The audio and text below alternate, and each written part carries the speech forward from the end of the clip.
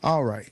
Welcome to Don't Spill the Tea, Spill the Truth. I'm your host, Walt J. Today we're discussing mental health with a behavioral health director, a social worker, and a nurse practitioner.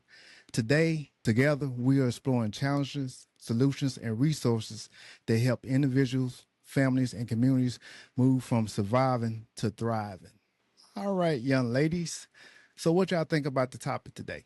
I think it's a great topic that needed to be had. Absolutely. I think mental health right now is one of those buzzwords that people use. I don't think people really recognize that we all have mental health because everybody has a brain. And so maybe just with some of the conversation we're having today, we can kind of unpack what that looks like. Okay, I most definitely agree. And today I do have a few questions that I would like to start off asking. Feel free if y'all have anything y'all would like to add to the questions. I will have no problem with that. If not, I will go ahead with the first question. Mental health affects nearly everyone in some way. What do y'all believe so many people still suffer? Why do why do you believe so many people still suffer in silence? I think there's still, stigma around mental health, especially in the African American community. We have come a long way and we're getting there, but there's still so much stigma in our communities about mental health. Mm. We grew up with it, but I know I grew up in the 80s and 90s, and my parents, um, if they were living, would be like in their 80s, late 70s, but they sort of pushed it under the rug as if, oh, that's, I don't know if it was just a lack of education on it, but it was almost like, well, that's just how so and so is. But then, the more educated we are this day and time, we realize, oh, Aunt Susie, actually suffered from severe anxiety or, major depressive disorder or something like that. So in our communities, it was just, I think, a lack of education, but we still, again, are evolving around this stigma thing in our communities, I think. Yeah. I agree with that. And I also believe that just many people suffer in silence because of fear. Whether that's the fear of judgment, whether it's the fear of being misunderstood, or just, the fear that I need to acknowledge that something is going on or whatever that I'm feeling. I think a lot, I think, as Ms. Johnson said, that a number of generations, we were just taught to be strong and push through, keep your struggles private. What goes on in the house stays in the house. But unfortunately, that mindset it can prevent people from getting the support that they need. And so for me, I think just the reality that mental health challenges don't discriminate. They go across color lines, they go across socioeconomic lines. And so I think that, people are just affected from every background, from every profession, even in every stage of life. Because I think I heard you say earlier before we got on, talking about children and adults as well, and elderly, our elderly as well. So it crosses all stages of life, and so normalizing the conversation like we're doing tonight about mental wellness, I think, will help create this space of healing instead of just hiding things. Mm-hmm. Yes. I have to echo on that. I feel like a lot of people don't want the label that's often associated with mental health disorders. Mm-hmm. And also there is the fear of the unknown. Mm-hmm. They don't know what the treatment options look like. They don't know, they don't want to lay on the couch, or, there's so many negative perceptions that's seen on TV and social media that people are just fearful of the outcomes. They think they're going to get committed. There's so many things associated with it. one of the things from my perspective as a person that suffer from mental health, I was the type of person that I was in denial. You know, I was in denial on some of the things that I didn't realize that was affecting me. You know, during the time frame I was in the military. I give you two things that I had to just talk about that I didn't realize I was suffering from. One was depression. And, you know, I was kind of, in denial about that because I said, you know, I had that, like you said, that stigma on me. I felt like I was not depressed because I don't have the signs like that. There's nothing wrong with me. And another thing is anxiety. I felt like anxiety was another issue that I was facing with that I just didn't know I was tackling it till I finally got the courage and went out and started talking about it. And then once I started talking about it, I started feeling about it because I was able to recognize it more. And I was able to, adapt to it more on a day-to-day basis and stuff. So for me, I was in denial. So I didn't realize I was suffering in silence because I was in denial of it. But I think the system that you were in sets it up where you don't feel emotions. You don't. It's a sign of weakness. And it may so be also a sign of survival as well.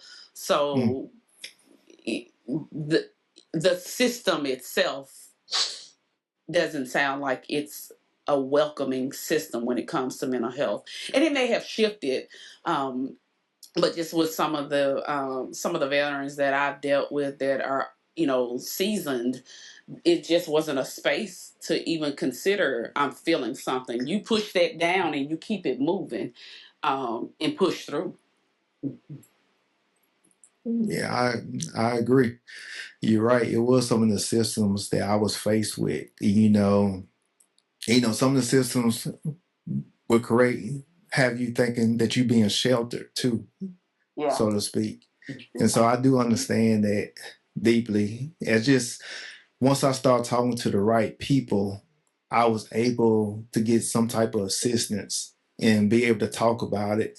Not only talk about it with, sometimes you have to talk to the right people to give you guidance. And sometimes for me, I just felt like if I felt like you was listening to me, that allowed me to open up to you more. But if you talk to the wrong person that's not really listening to you, it caused me to be be on a defense because I felt like already it's a waste of my time. You're not listening to me in the first place. But when I started finding those right key people that was listening to me on a weekly basis, I felt like I was getting somewhere with it. So. And you definitely have to, like you were saying, trust is a big factor in the medical field and healthcare.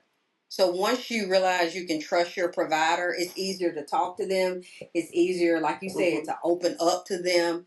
So that's a big factor with mental health is trust, being able to trust your provider to know that they're gonna look out for you and have your best interest. So yeah, that's a good one.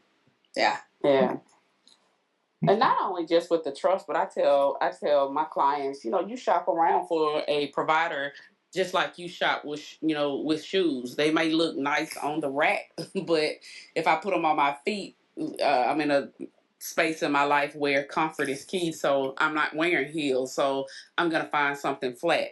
So you shop for providers just like you shop for a pair of shoes. And sometimes we have to take those shoes back. So you have to do those things.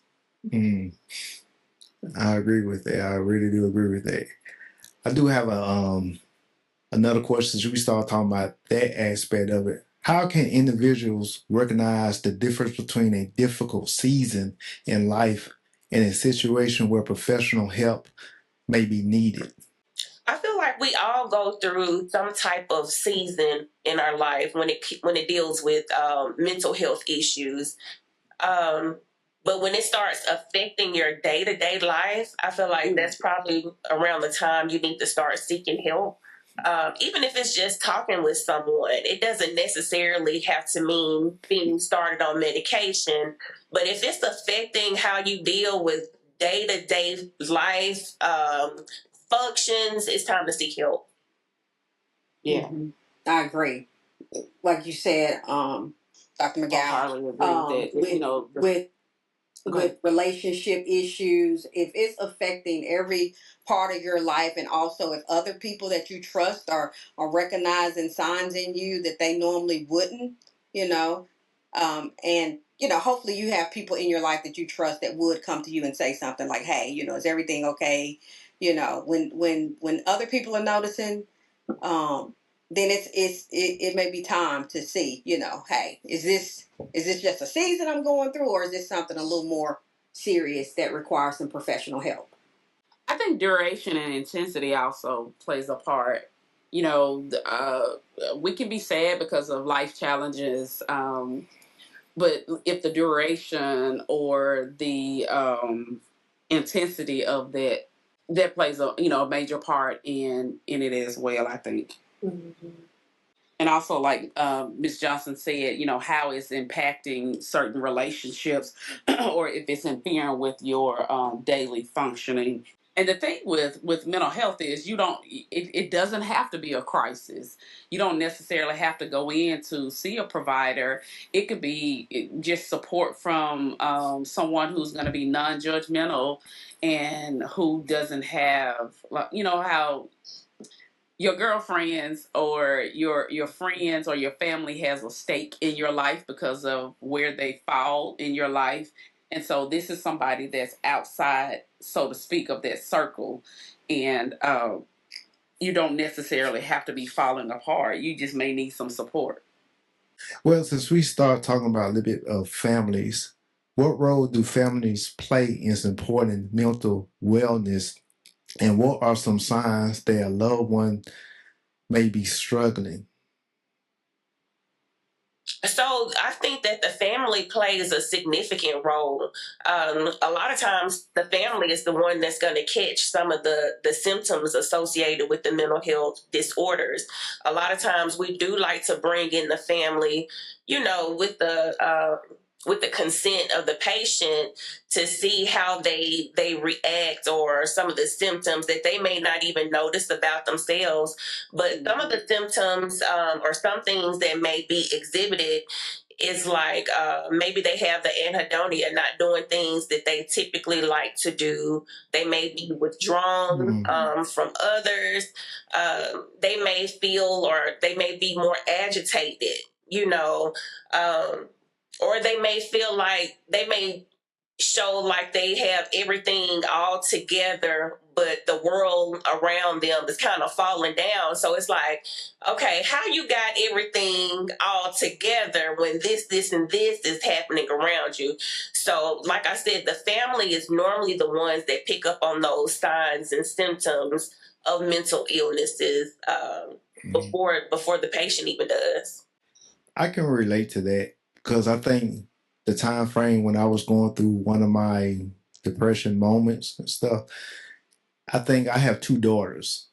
And I think one of them was starting, well, both of them, I can easily say both of them were starting to recognize, like, that's not my demeanor for today. Or they see my demeanor was a little bit off. And, because they wouldn't say nothing to me because I'm dad, but their face expressions made me ask them, what's on your mind? What's going on? I said, you can tell me.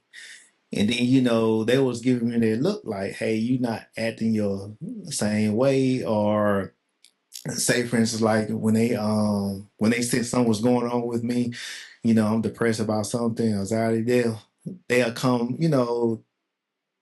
over and say, try to do stuff. Hey, let's do stuff. Let's play and all that stuff like that, right?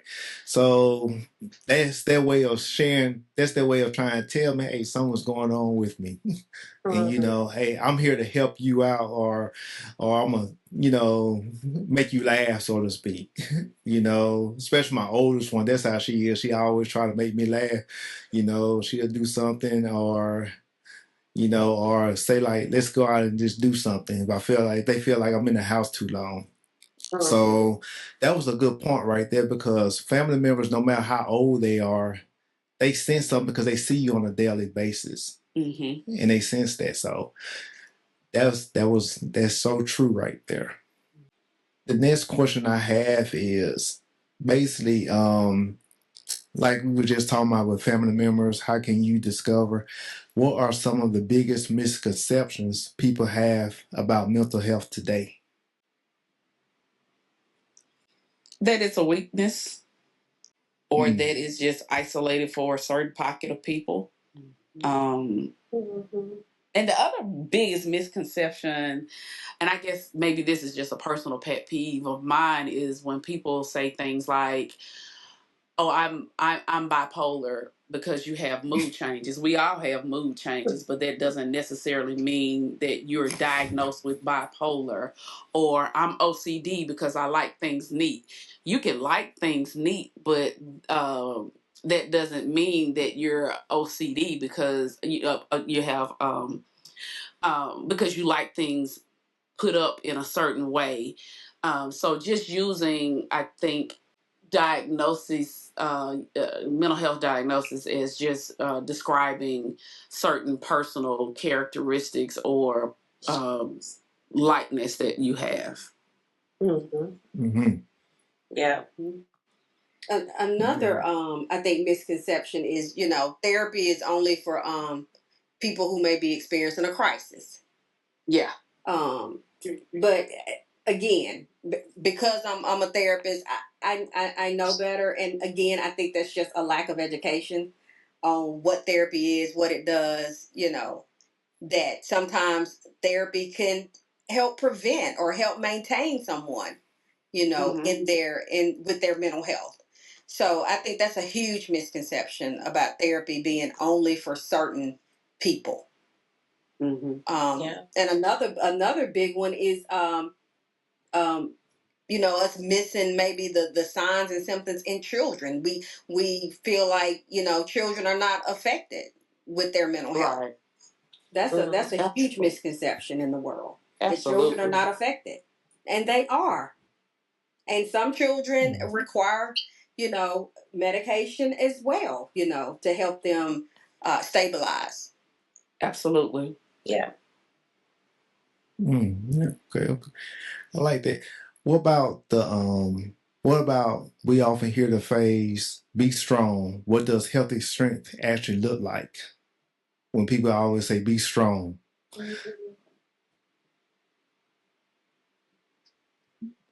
I feel like it's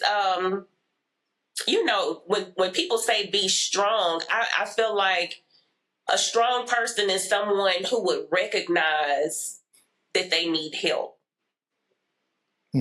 versus waiting on, society or the world to say that they need it. I think that someone who is strong will say, hey, I'm feeling like this. I may need to get that seen about. Not saying that the person who doesn't is weak, but I think that it's just recognizing, that they need extra assistance. Absolutely. Yeah. And honestly, strength is not pretending like everything is just perfect or everything is fine. I just like she said, strength is, actually having the courage to be honest about where you are, and getting the help that you need and doing the work while you're getting the help, because it's one thing just to go and sit on somebody's couch, or but it's another thing to actually take what you've processed through and take that outside of that session and actually do what you need to do in order to see something differently, in order to have that change. So strength isn't just about being being strong. It's about being able to have that courage to be honest with yourself. Right. That's right. Okay. I like that. What roles does physical health, sleep, and nutrition and stress management play in mental wellness? Well, what I tell my clients is I can't just take your brain and just deal with your brain. It's we're all connected. I mean, that's all a part of your wellness, your mental health, your physical, your spiritual, your social, your intellectual, your I'm missing something, your occupational. All of these things make up who you are as a person. And if one of those things is out of balance, it will tend to throw something else out of balance. So sleep is important. I might not need as much as the next person, but that's important for me to be able to rest so I can think clearly. My physical health plays a part in that as well. If I'm not feeling good, that's going to cause my mental to be thrown off, which may cause my social wellness to be thrown off because now I don't want to be bothered with people, and so I'm withdrawn. So all of those things, and I'm not saying people have to be 100% in each area of wellness at all times because that's not realistic. But we want to have optimal wellness in those different components when we're thinking about just being well rounded. Mm-hmm. Yes. And I think we, as providers, I know for myself, I like to take a holistic approach. So I want to see what your blood works looks like. Thyroid levels can cause you to have anxiety. If it's high or low, you can have anxiety. You may be fatigued because your vitamin D or magnesium levels are low. That's good. Increase of stress can cause increased cortisol levels, which make you chunky in the stomach. Now you're at risk for diabetes. There's so many different aspects. So we like to treat the whole body if we can, but definitely, we want to rule out any medical concerns that may be contributing to mental health illness as well. Absolutely. That's a great point. Mm-hmm. That's why integrated care is so important, I believe, Definitely. I do have to add on to that. I learned something new today. Everything that you just said about your thyroid, I didn't know all this stuff can affect you like that. I read it in. Yeah, the body is one. So if something is going on one end, then you best believe there's something going on somewhere else as well. Absolutely. And it's going to impact it. Absolutely. Right. And that's one of the reasons why I felt like this discussion needed to be taking place because, like I said, that's something that I did not know. If I did not know, I'm quite sure there's a lot more people that don't know that. And not to look at it like how your physical can affect your mental aspect and how it can affect you daily. Yes, exactly. And I really didn't know that. And I'm 50 some years old and I never did know that. So I do appreciate that. I can say I walk away with learning a lot of stuff, a lot of information tonight.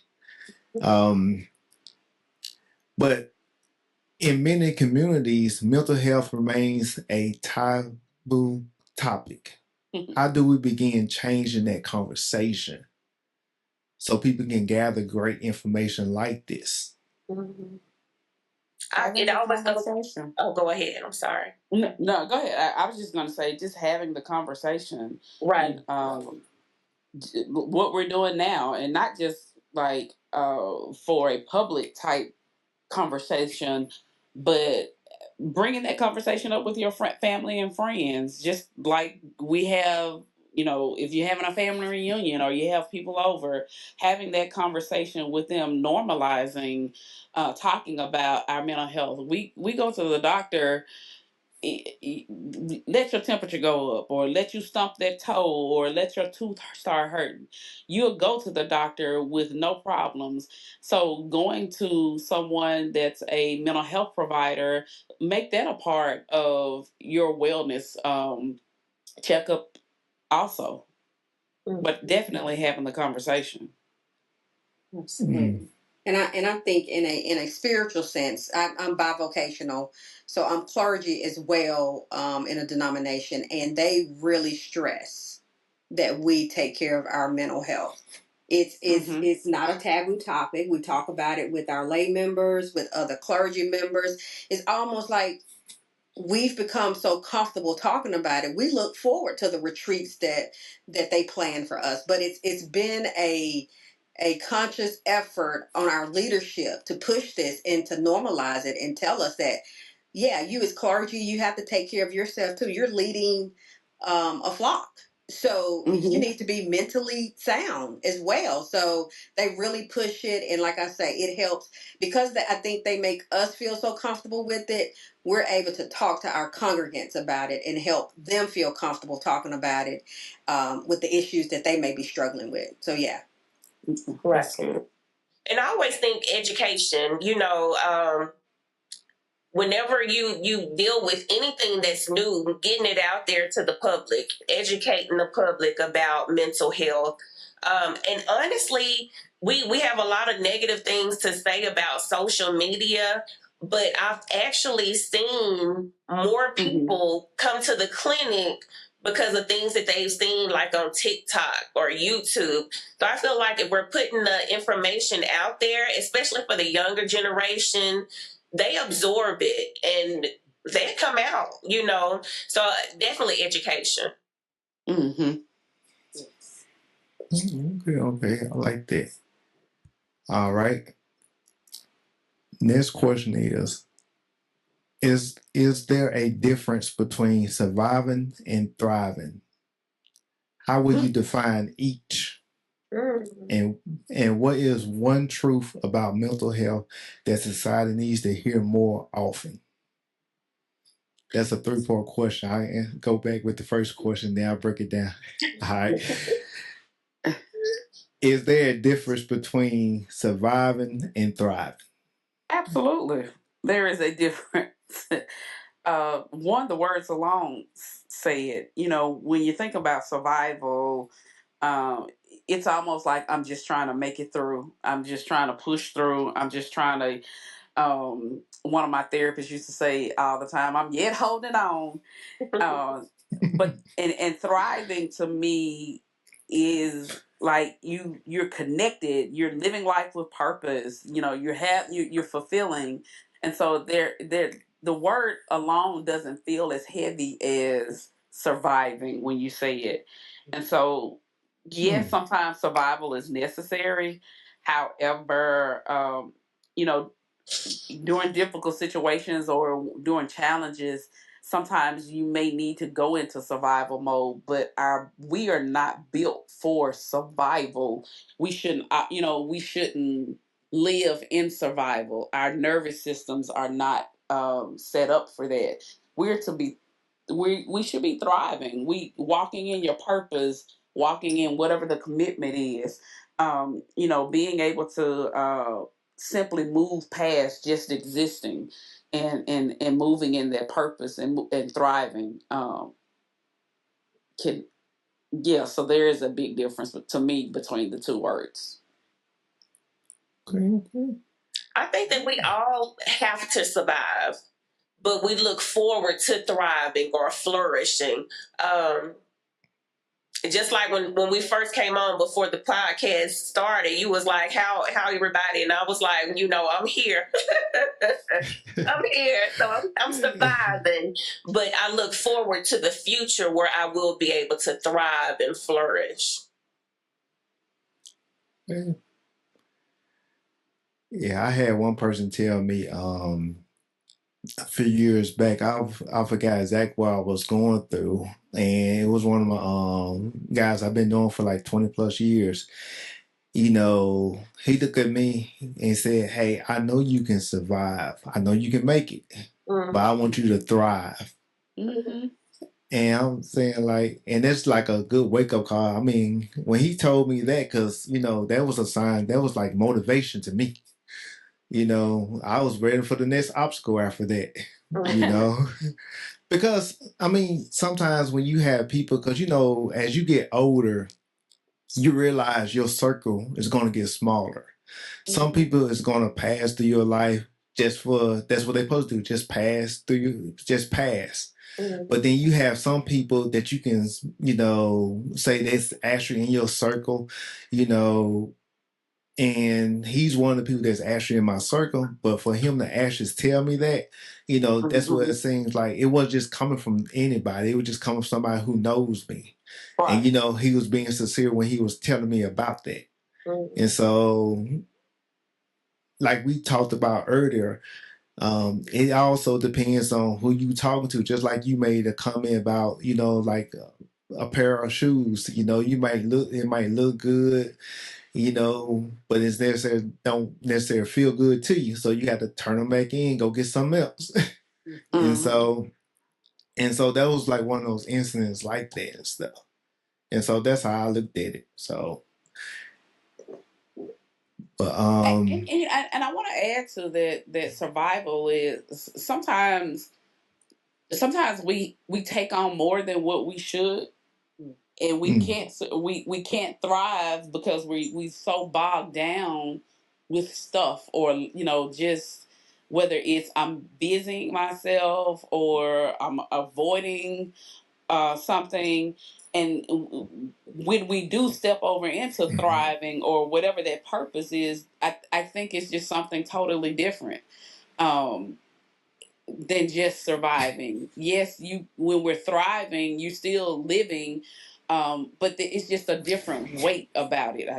Just in my opinion, I think it's just a different weight that you carry. Okay. Yeah, I like that. Let me ask y'all this. What are some warning signs that indicate someone may need professional mental health support?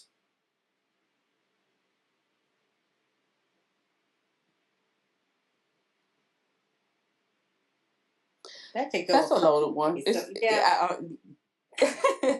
Say what now? That's a broad question.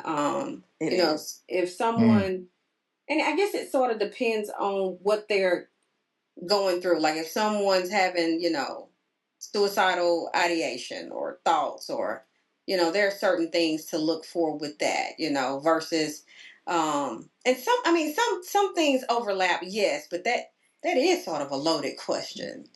Yeah. Talya, if you want to take that on, please. I would say, if so, we talked about people who are around us, who know us, and who see us. And so, if you notice there's a big shift, or if you notice that someone is not moving the way that they normally move,